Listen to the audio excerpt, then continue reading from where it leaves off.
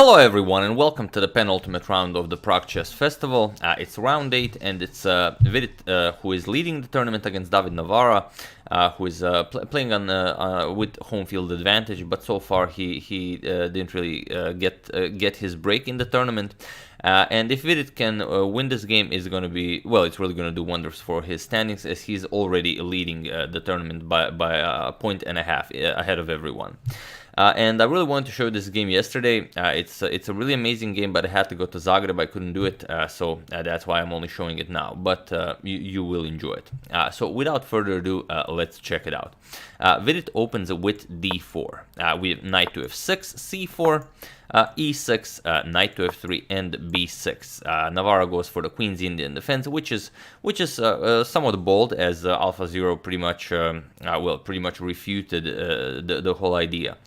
With a3, bishop to b7, and bishop to f4 now. With d5 striking the center, c captures, knight captures. Now you could capture with the pawn, but then you block your own light square bishop's diagonal. So knight captures, attacking the bishop, and the bishop back to g3. And here knight to d7. Now maybe this knight is coming to f6, but also you are supporting this c5 thrust. And here there is a game where queen to c2 was played, and there is one game where knight bd2 was played. But here we have e4, and it is already as of move 8 that we have a completely new game. So what's happening here? The knight goes back to f6, and now e5 once again, asking, do you want to maybe go to d5 to e4? But Navara goes after the bishop, knight to h5. He wants to get rid of the dark square bishop. We have knight to c3 and bishop to e7. Continuing development, preparing to castle, and Vidit continues with bishop to c4. With the knight awkwardly placed on d7, Vidit now gains control of the d5 square, and he has some idea of maybe executing d5. And here, castling is definitely an idea, but Navara goes for a6. He says, okay, your d5 idea doesn't have any merit to it. You are welcome to push it if you want. So Vidit pushes it with d5. And now again, if knight c5, you guard the e6 square, it's not a problem. If captures, you can trade the queen. So white, it does look a bit weird for black, but black should be able to come out okay. However, Navara goes for e captures on d5. We have bishop captures on d5. Now, the problem is if captures, you do have some problems here. For example, you still can't castle. If you castle, then e6 comes with a double attack here. So your only option is knight f6 for the knights to be guarding each other, but now captures on f7, and black could be somewhat weakened here. Queen goes back. Now already knight to g5 is an idea, and it's a tough position to play.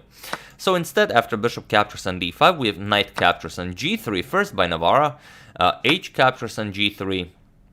And now c6, saying that you should really move your bishop, or you could try something that I don't think that actually works. And here we reach the position from the thumbnail. Without further ado, Vidit goes for it. Bishop captures on f7. And I mean, who wouldn't? It either goes or it doesn't, but if this goes, you're basically winning the tournament.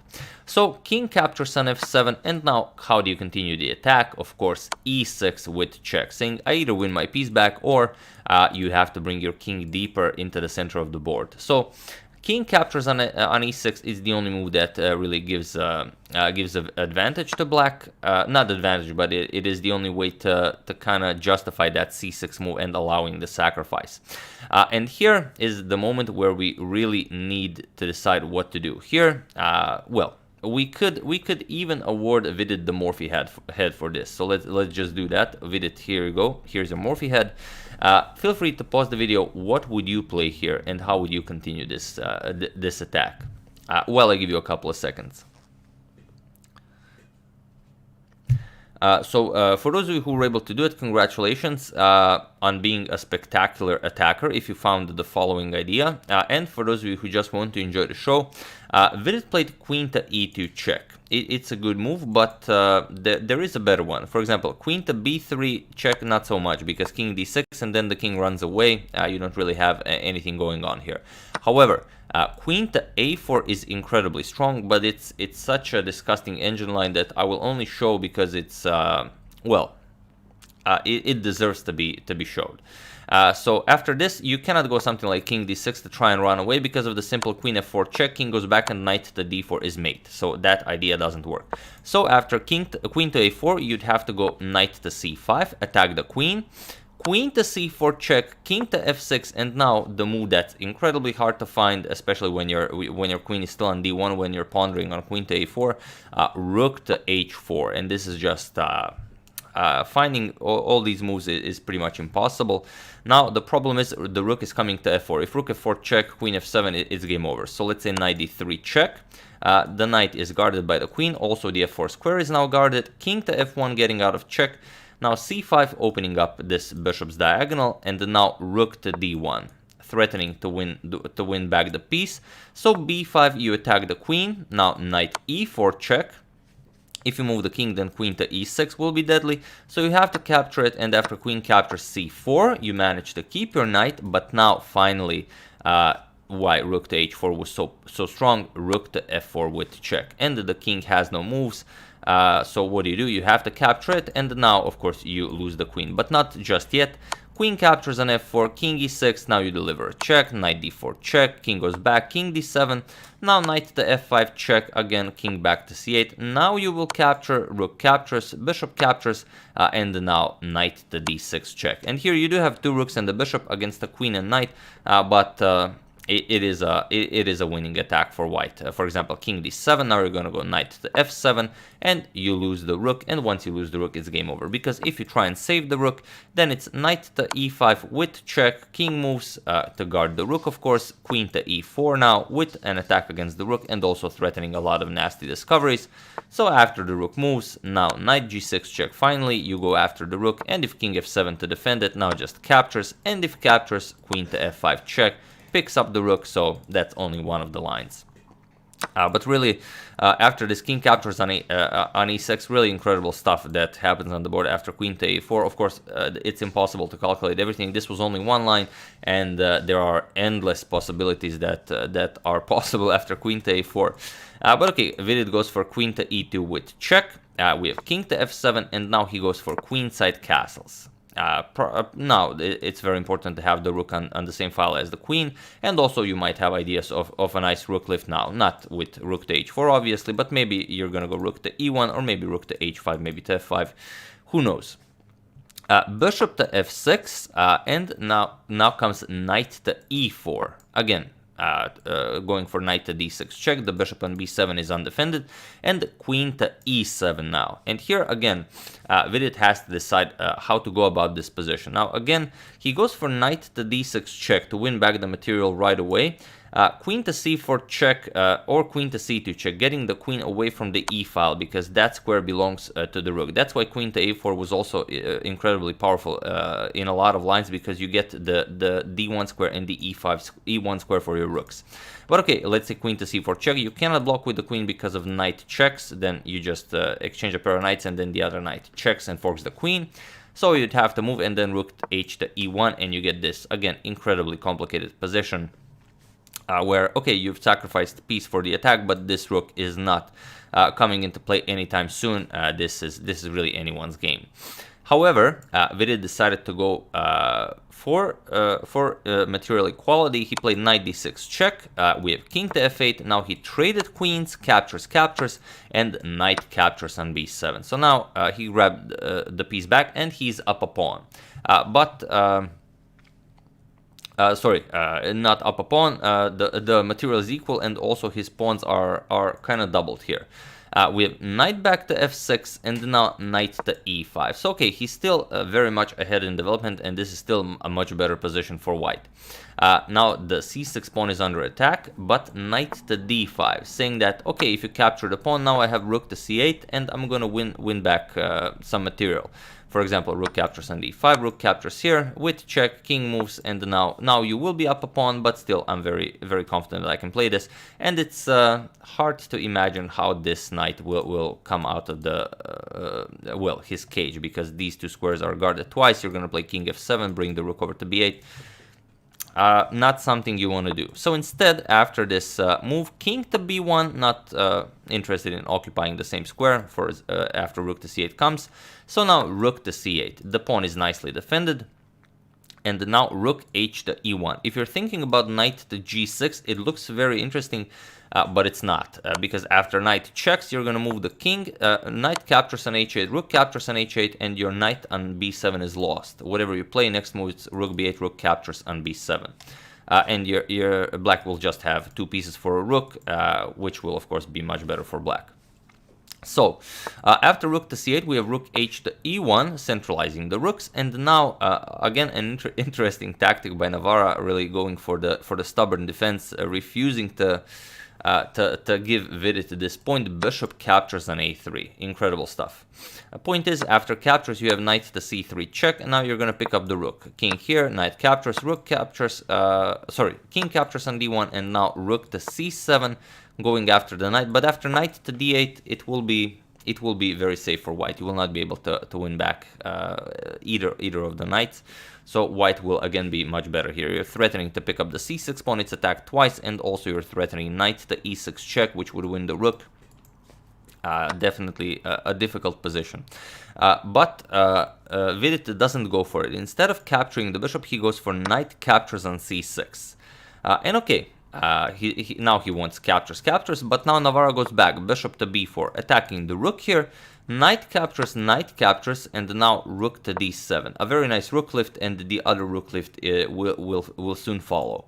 We have h5, trying to get this rook into the game this way, and now knight to d6, attacking the rook. We have rook back to a8, and now rook e to e7. And now looking at this position, you might be thinking, it's finally over. Vidit is finally winning this. But as you all know, anything can happen in chess. So rook to h7, defending the pawn, and now knight to e4.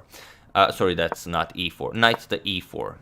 Again, with some very sneaky ideas. For example, if Navara tried to, let's say, trade one of the rooks, rook e8, then it's a very simple captures, and the knight f6 check. Checks the king, defends the rook, and also, if you do nothing, just knight captures rook, so you'd have to capture it, and then rook captures on h7, a winning endgame for white. So, after knight to e4, rook to h6. Again, Navara finds very, very active ideas. We have rook captures on g7. He gives up this pawn for rook to d8. For rook to d8. Now, asking, do you want to capture this rook? And then I'm going to capture this rook. And here, Vidit really needs to decide what to do. Here, Vidit played b3. The problem is, if you move the rook somewhere, let's say here, for some reason, then rook to d1 is mate. You, of course, cannot allow this. You should go, however, for something like check, and then after king moves, deliver another check, king moves, and then b3, make breathing room for the king. Now there's no rook to d1 mate, and now next move you can go check here, bring the knight to f6, and continue your winning endgame. However, b3 was played right away, and exchanging the rook really just helps Navara. I mean, having two very nice pigs on the 7th, that's not something you want to throw away. But Vidit does it for some reason. We have rook captures on d7, rook captures, and now a5. And now we have this position where it's still white is better, Vidit is up a pawn, but it's a double g pawn, and it's hard to say how he will claim his advantage. And it's always very unpleasant. You were better, you sacrificed for the attack, you were winning, you know you were winning, then you're not winning, you're still better, but you still want to prove that you are completely winning. So that's the worst place you want to be, as a mindset when you're playing a chess game. So f3, we have rook to c6 now, with ideas of maybe going for rook to c2, going for some g2 pawn ideas. So rook back to d2, not allowing this. King to f7. Navara starts improving the position of the king. King to b2, and now king to e6. We have knight to c3, and now rook to d6, offering a rook trade, but rook e2 check, king to f5, although capturing was also possible, and then starting the march with the king. If you could reach the b5 square, should be very good for you. But okay, rook e2 check, king f5, and now knight to e4, attacking the rook, rook to d1, and knight back to c3, pushing the rook back, rook to d3, again repeating, knight to b1, and now knight to d5. And okay, we have king to c2 attacking the rook, knight back to b4 with check. King to b2, we have knight back to d5 by Navara, saying that I'm very satisfied with a draw here, but Vidit declines. Knight a3, he wants to go to c4 and go after the b pawn. Knight to e3, and now comes knight to c4 as planned, offering a knight trade as the b pawn is under attack. Knight captures on c4 with check, b captures, and now a4 by Navara. Now Navara has a passed pawn. We have king to c2 attacking the rook, but rook to b3. We have rook to d2 and now rook to b4 attacking the c4 pawn. We have king to c3 and now pushing the king back. Rook to b3 check. King to c2, rook b4. Again, Navara offers a draw. King to c3, rook to b3 check. King to d4. Now Vidit again declines a draw. And now a3, Navara starts pushing his passed pawn. Rook to a2 blocking, and now king to e6, not allowing the king some very important squares here. If king d5, king here, and if you capture the pawn somehow, could be dangerous. So c5, but now this is really pushing it. Yes, you do get a passed pawn, but so does Navara. Navara now has two passed pawns, and that's not going to be pleasant. We have g4, Vidit creates another passed pawn, h captures, f captures, and b4 now. We have g5, and now comes rook to b2. Of course, you cannot afford the trade, rook a1, but now a2. Now b3 and rook to b1 is the threat. How are you ever going to stop this? We have g6, but now b3. We have c6. If g7, it's still not a problem, just king to f7 blocking, and if c6, rook c2, now the rook covers the c file, the king covers g8. White has no way of queening the pawns.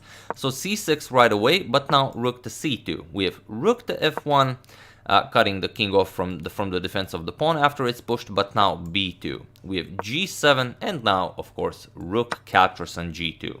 We have c7, and now king to d7, and with now the rook covering this square, the king covering this square, b1 and a1 are both winning. It was in this position on move 64 that Vidit resigned the game, and finally a well-deserved victory for David Navara, who really, completed a Herculean task by stopping the attack and then by winning this endgame. But like I said, it's the worst kind of mindset to have when you're better, then you're winning, then you're no longer winning, but you're still better. You can still just continue playing chess, but you want to force a win because you were better at some point in the game, and then this happens. So really tough break for Vidit, who really wanted this win to take the tournament one whole round before it ends. But still, we do have the standings here, and unfortunately, we do have to take away the hat, the Morphy head away from Vidit, as the attack was not successful. But yeah, here are the standings. Vidit still in the lead because he was a 1.5 point in the lead, followed by Nikita Vitigov and Alireza Firuja and David Anton Gihara with 4.5. Young Krzysztof Duda, Sam Shanklin, and David Navara now with 4 out of 8. Marcus Ragar, Pentala Harikrishna with 3.5, and Nils Grandelius still in last place with 2.5 out of 8. So yeah, really an impressive game. I do hope you enjoyed it. Really a brutal attacking game, and that I do say, okay, it's a disgusting engine line, that queen to a4 idea that we discussed. But if Rashid Nejmetdinov had this position, or maybe Mihail Tal, who knows what would happen here, or maybe even Paul Morphy himself. In positions like these, true attackers, did wonders. But yeah, I do hope you enjoyed it. I would like to thank Arkadiusz Nitsevich, Ji Peng, Will Lockett, Rohit Vishnoy, and Tamia Ryan for a contribution to my channel. Thank you a lot, I really appreciate it. As usual, you can check 2 of my previous videos here. Thank you for watching, and I will see you soon. Continuing the coverage of the Prague Chess Festival, we're going into the final round, continuing the Paul Morphy saga, and of course checking up on your wonderful suggestions. So thank you all, I will see you soon, and have an excellent rest of your day.